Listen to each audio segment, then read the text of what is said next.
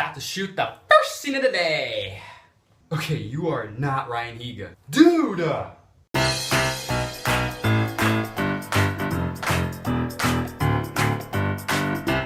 Where do I even start when it comes to horror? Where do I even start?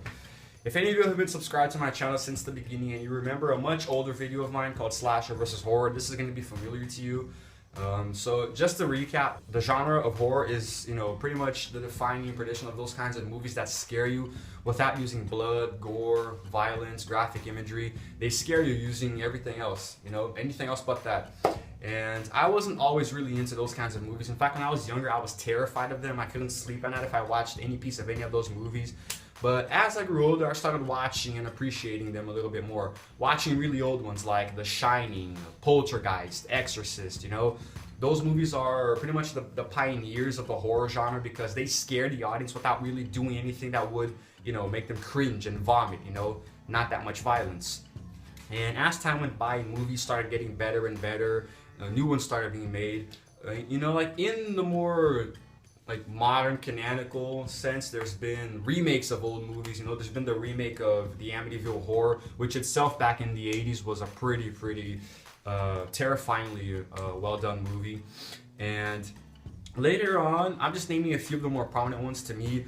James Wan is like one of the best horror directors, in the modern times, and probably in all of cinema history. I know we have Wes Craven, Alfred Hitchcock, a whole lot of other really awesome directors, but to me James Wan is the best because he's active at the time that I'm alive. He's like my generation's horror actor, in my opinion. And he directed movies like the Insidious trilogy, the two Conjuring movies, Annabelle, and the sequel that's going to be coming out, and among a few other ones. Now, when it comes to modern horror, there are no better movies than James Wan's movies. I'm not too partial to Insidious, but I really enjoy The Conjuring. To me, they're just the best horror movies out there because they have a really strong take on realism, on what actually happens in real life.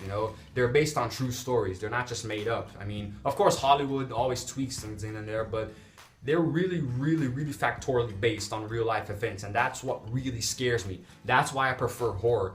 Watching movies like that give me that sort of scare factor, that bit of healthy fear, it actually really helped me to, appreciate those movies better. So as I kept watching movies like that over the years, I started growing a certain love and attraction for horror movies. Not slasher. I still can't stand slasher, movies that are too violent, too graphic, and otherwise too much gore. I can't stand that. But I got into horror basically just watching those movies that are really good to be scared of, that you watch and you're scared of them, but you feel good. It's like, this is a really great movie, It's like, I feel honored to be scared by this movie, That's how I feel with the Conjuring movies.